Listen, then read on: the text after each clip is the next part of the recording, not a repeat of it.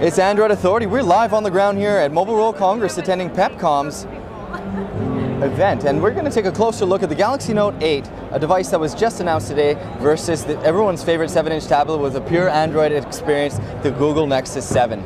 Now, not really the fairest comparison, as this only has a 7-inch display, whereas this has an 8-inch display, but you'll find actually that both contain a 1280 by 800 LCD display. So we're looking at a higher pixel count, actually quite a bit higher, of 216 ppi on the Google Nexus 7 versus only 189 ppi on the Google Nexus 8.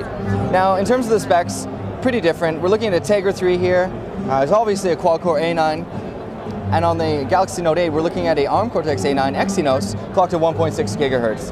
Now, in terms of the weight, it's very, very comparable. For the Nexus 7, we're looking at 347 grams, and it's actually not really heavy at all. It's about 3/4 of a pound. Whereas on the the Galaxy Note 8, we're looking at 338 grams. So very, very comparable and a little bit lighter actually, which is impressive considering it has a bigger battery and it actually has a larger display as well.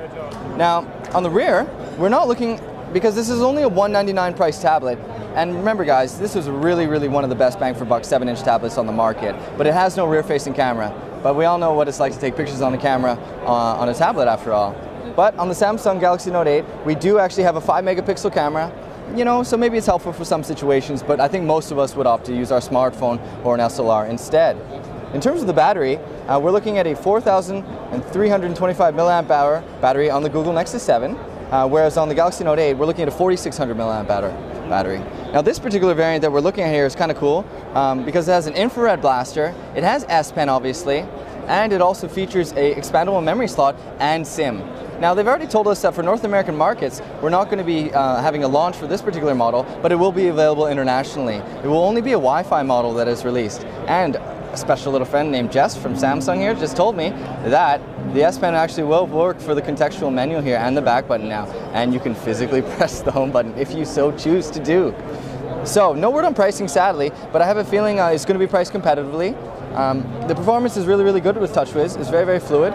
They have incorporated a little bit more of an advanced version of with the S Pen, so we have a reading mode here, which they claim will alter the contrast ratios and the vibrancy to make it really, really emulate what it looks like to actually read a real book. Another thing too, first for Android, they've included A-Note HD, an app that was really popular on iOS. So for all you guys who like to make notes and to use the S Pen, this will actually be very, very productive for you. So, obviously, these are two heavyweights in the room here, guys. Let us know which one you think is better. We have the soon-to-be released on the international stage and in North America, the Galaxy Note 8 versus Google Nexus 7. Thanks for checking us out, guys. Let us know what you think of the Samsung Galaxy Note 8 and the Google Nexus 7, which one you think is better. And if you like our videos, don't forget to subscribe. It's Android Authority. We're live here from Mobile World Congress, just checking out the Galaxy Note 8 versus the Google Nexus 7.